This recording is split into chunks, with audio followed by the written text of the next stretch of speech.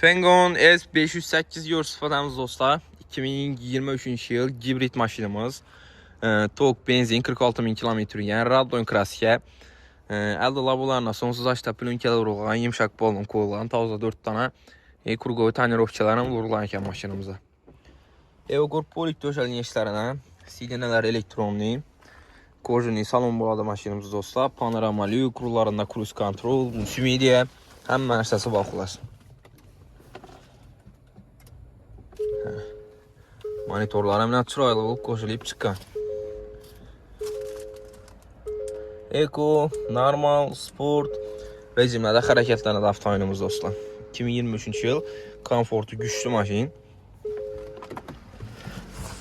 Bizi kusura basan. Elə körəbalar arası 7 mesla. Salonlarım. Taza tutdu. 2023 yıl Fengon S508 gibrid modeli. Tok benzin. Həmdən arkalarında özünüz elətçiklərəm mərsəsi var. 7 mesla avtomobilimiz dostlar. Krasiyası taza. Baxası 290 milyon son. Nəqd pul olsa üstündə yenə gəşdirib bərəmiz. Üstündə sağda qılbal arasında.